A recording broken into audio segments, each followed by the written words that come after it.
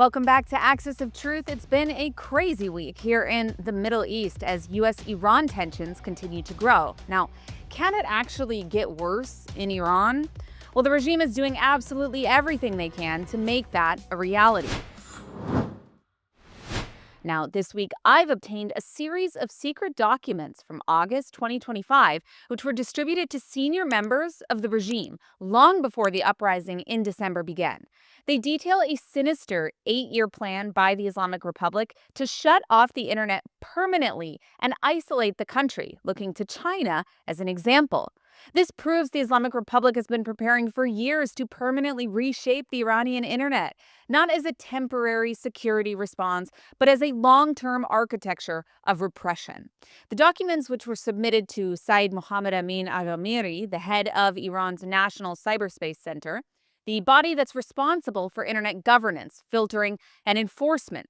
Now, just for context, as protests spread, international reporting has documented mass killings, mass arrests, and prolonged nationwide internet blackouts, making reporting extremely difficult. Approximately 40,000 protesters already have been killed, and the extreme throttling of the internet is very clearly designed to prevent organizing and stop the evidence of abuses from reaching the world. These documents explain why. In the regime's own language, reliance on foreign technology is described as an existential threat. Messaging apps, VPN, cloud services, and foreign software are all labeled in these documents instruments of intelligent containment in the hands of hostile powers. The solution?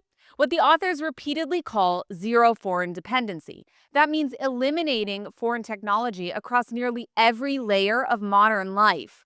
Fiber networks, data centers, telecommunication systems, operating systems, cloud platforms, office software, artificial intelligence tools, messaging apps, email services, video conferencing platforms, and yes, social media. Telegram, WhatsApp, Gmail, Zoom, Instagram, X, all the above explicitly targeted by this plan. The plan calls for what it describes as a gradual but irreversible transition to total domestic control. And crucially, it insists this system must be placed beyond democratic change, because governments and parliaments can change. But control of cyberspace must be anchored in institutions that are loyal to the supreme leader, insulated from elections entirely. That authority would sit with Iran's National Cyberspace Center, which the documents describe as the central engine of enforcement operating above the ministries with sweeping regulatory power, as well as independent funding and coordination across security and intelligence bodies.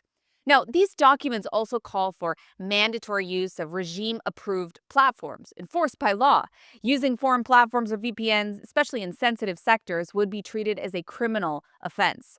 Managers and officials who failed to comply could face dismissal or prison.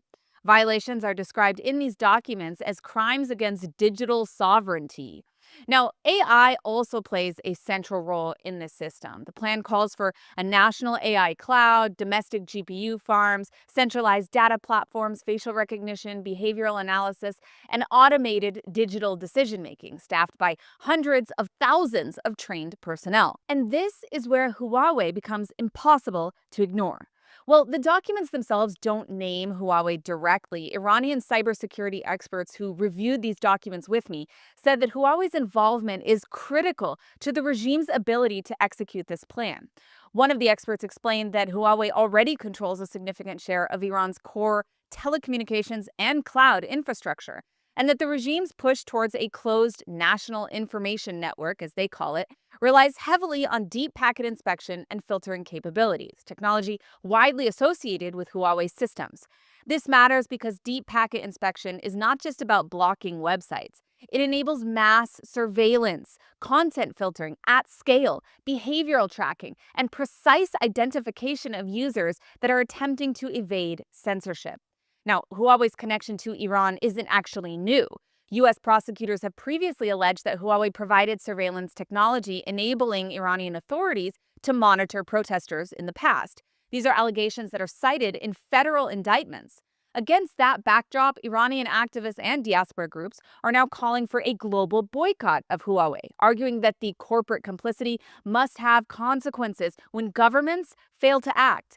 But the implications go far beyond only Iran. The documents also suggest that the Islamic Republic is actively attempting to wall itself off from the global internet while retaining sophisticated tools of control over its own population. If successful, this model could become a blueprint for authoritarian regimes worldwide, crushing dissent while preserving the economic benefits of digitization.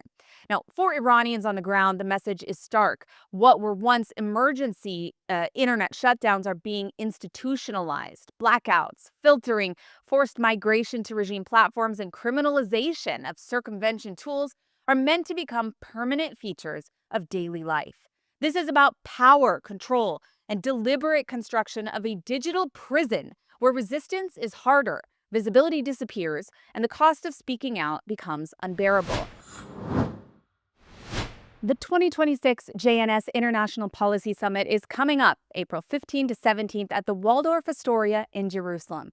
It's shaping up to be a phenomenal few days, and we'd love for you to join us. Visit jnssummit.org to register and take a look at the speaker lineup, including me. It's a top-level group. Hope to meet you in Jerusalem this April. But since this is all pretty technical, let me break down the 5 core objectives of this 8-year plan, parts of which have already been implemented. First, it replaces the open internet with a state-controlled intranet. Iran isn't just blocking sites during protests. The plan is to permanently cut Iranians off from global internet and force them onto a closed domestic network that's run by the regime. Now, foreign platforms don't just get restricted, they get phased out.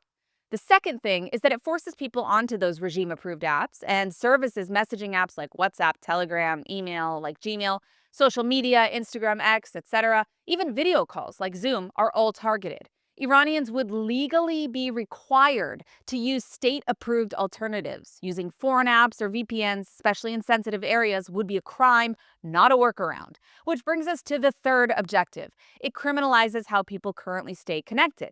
VPNs and circumvention tools, as well as encrypted services, the tools Iranians rely on right now to speak freely, would be explicitly illegal.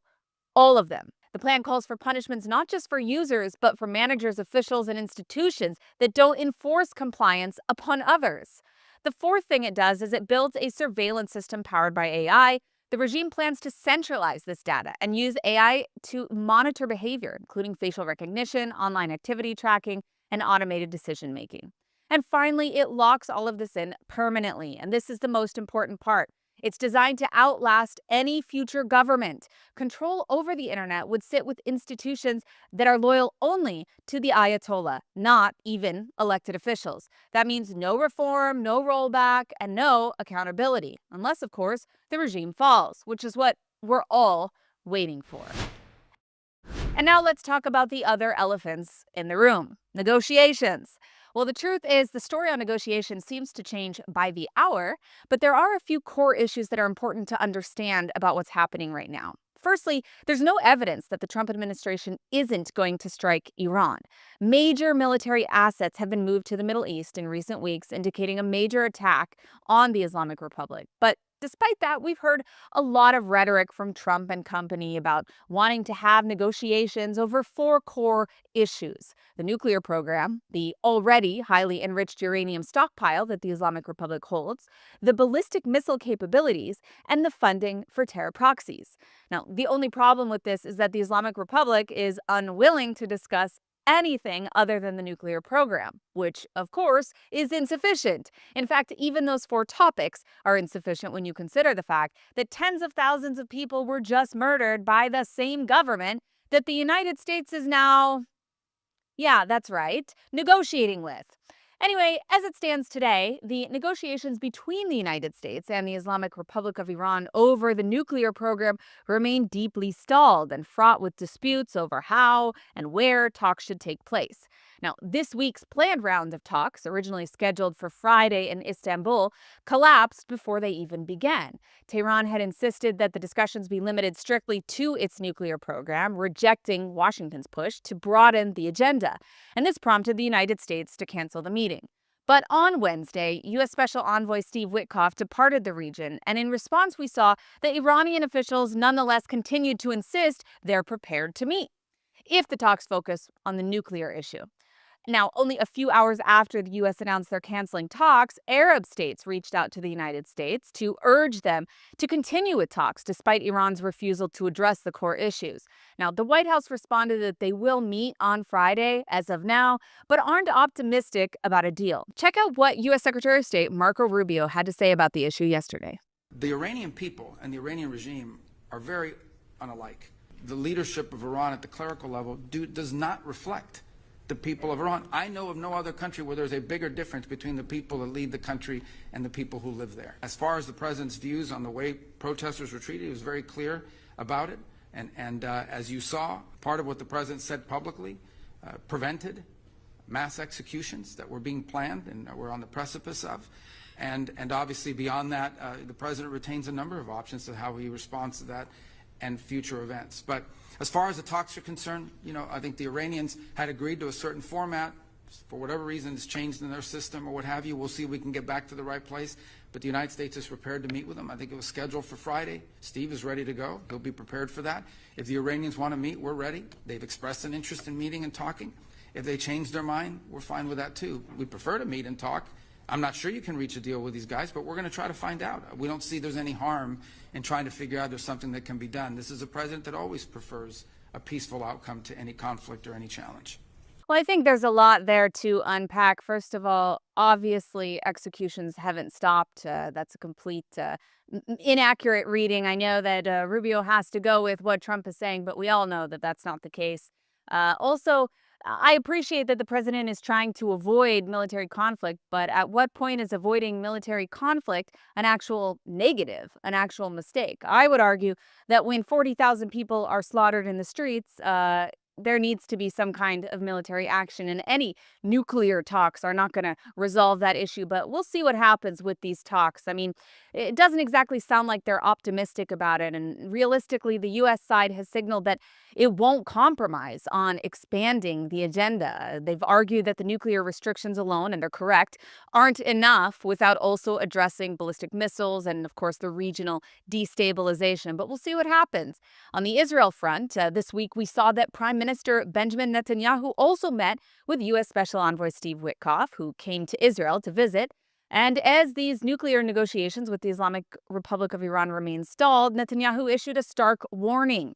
According to Israeli officials, the meeting centered on Israel's deep concern that Tehran is once again using diplomacy as a stalling tactic, buying time while continuing to advance uranium enrichment and weapons-related infrastructure.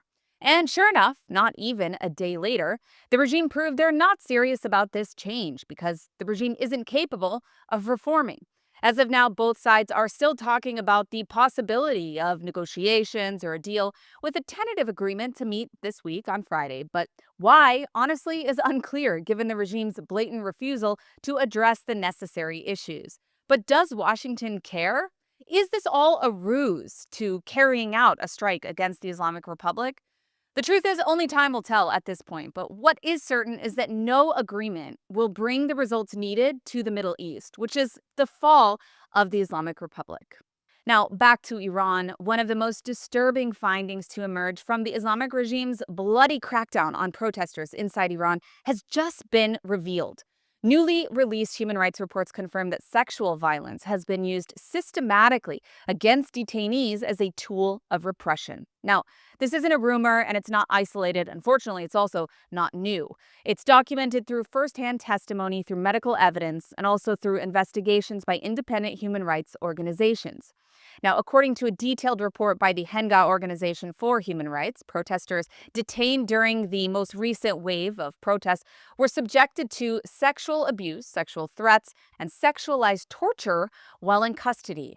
Now, the report states that many detainees were not held in official prisons, but in undisclosed facilities that are run by security forces. And these locations operate outside any legal oversight and are specifically used for interrogation and coercion.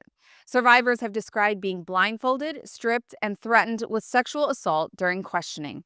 In multiple cases, interrogators used sexual humiliation, threats of rape, to force detainees into giving coerced confessions on camera. There also have been incidents of rape. Those confessions were then used for state propaganda. The abuse wasn't limited to one group. I mean, the report documents cases that involve both men and women. There are accounts from underage detainees as well. In several instances, victims said that interrogators also told them that they were considered permissible under the regime's interpretation of law, signaling that any sexual abuse would, of course, go unpunished. Now, one detainee actually told investigators that sexual threats were used while demanding the names of other protesters, and another described sexualized beatings during transfers between detention facilities. Others reported threats against family members if they didn't comply.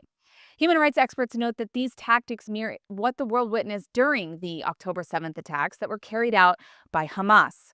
Now, sexual violence was not used as a spontaneous brutality, but as a deliberate weapon of terror designed to humiliate, dehumanize, and break both the individual and the community watching.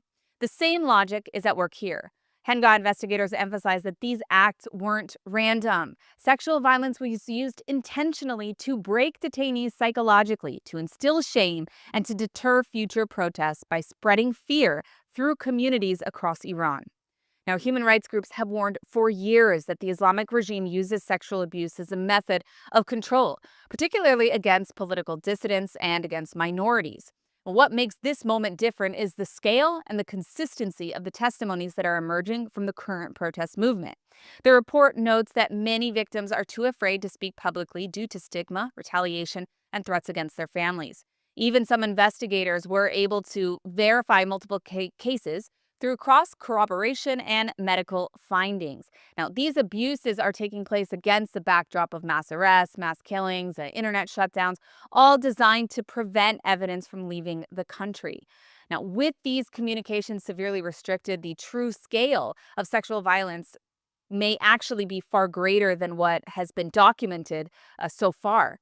For the protesters inside Iran, this is the reality that they're enduring. And for the rest of the world, it's a test of whether these crimes will be met with any kind of accountability or with silence, as we've seen so far for the past 47 years of the Islamic Republic. Now, speaking of medical reports, we have official confirmation that within Iran itself, that medical professionals have been arrested in connection with the country's latest uprising. Now, the Medical Council of the Islamic Republic of Iran acknowledged that doctors were detained during the January protests, which is actually a very rare admission in a nation where such detentions are often hidden or flat out denied. Inside reports indicate that at least 30 doctors and health workers have been detained or have disappeared after treating people who were injured in the crackdown across cities, including Kazvin, Rash, Tabriz, Mashhad, and Gorgan. Now, none of these cases have been transparently explained by the authorities, and families, for the most part, remain completely in the dark about the fate of their loved ones. Human rights groups are saying that the authorities have not only arrested medical staff, but have also used threats and intimidation tactics to interfere with medical care. Hospitals have been turned into sites of security force activity, with intelligence officials summoning staff and demanding identities, pressuring doctors to hand over information about wounded protesters. Many patients are now avoiding official hospitals out of fear of detention, pushing care into secret locations or making injured people reluctant to seek medical attention at all. Now, among those affected is a surgeon whose case has attracted quite a bit of international attention, Dr. Ali Reza Golchini. According to rights monitors, a surgeon from Kazvin, he faces charges that could carry ultimately the death penalty. This is a dramatic escalation in how the regime punishes healthcare workers who uphold the Hippocratic Oath, their job. In interviews, a doctor in Iran also described a climate of fear where medical staff who try to help the wounded are not only targeted with arrests, but also threatened by security forces if they refuse to divulge patient identities or provide information about who they've treated. The World Health Organization has expressed concern that the healthcare workers and facilities are being attacked, disrupting essential services in a time of crisis. According to the WHO Director General, multiple health facilities, emergency posts, and ambulances have also been damaged and paramedics injured, further compounding the humanitarian impact. In Iran's cities, the broad impact is deeply intimidating for the people. Security forces have even raided medical centers looking for injured protesters, subverting what should be safe places of healing into extensions of the regime's oppression. The World Health Organization has also reported that at least 5 health workers detained while providing care.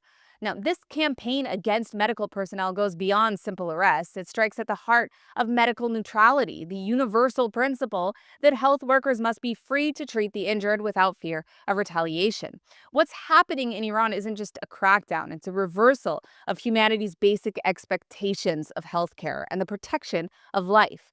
As international pressure mounts and rights groups call for the protection and release of detained doctors, the situation remains fluid and perilous. Medical staff who chose to save lives are now facing prison trials and, in some cases, possible capital punishment. For those who believe in the sanctity of medical care, this is not only a human rights crisis, it's a moral crisis. And now, before we wrap up, we have the good, the bad, and the ugly, and kicking things off with our good story this week, coming from the IDF. Major General Ella Waweya, known across the Arab world as Captain Ella, has been named the new Arabic language spokesperson for the IDF and will be promoted to lieutenant colonel in the coming weeks. Now, Ella is a 36-year-old Muslim Arab from Kalanswa who joined the IDF in 2013 and has served in the spokesperson's unit ever since, making history as one of the highest-ranking Muslim women in the IDF. She's built a massive following online with her Captain Ella videos, engaging directly and factually with Arab audiences, demystifying Israel's position and countering misinformation across social media platforms. Her appointment is not just symbolic, it's strategic. It gives Israel an authentic voice in Arab media and on social media at a time when clear and fact-based communication is crucial to breaking through the false narratives that we've spent 2 years listening to. Major Ella is a leader whose background, experience, and credibility send a powerful message about merit, diversity, and the importance of speaking truth to complex regional audiences. And now we have our bad story of the week. Huda Katan, who recently set off a firestorm, not just for ignoring the reality of tens of thousands of Iranians being killed in protests, but also for amplifying the regime's own rhetoric at a moment of suffering and brutality. Iranians are having none of it. Social media has been bombarded with Iranians smashing her products and protesting outside Sephora.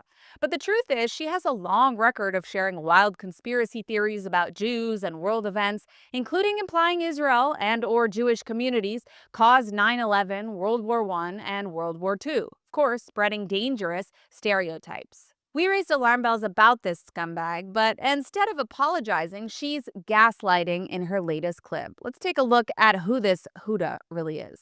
What about all the pedophilia that Israel's been hiding and all the pedophiles they've been hiding? Like, I had a feeling. I was like, were they behind every world war? Yes. Behind September 11th? Absolutely.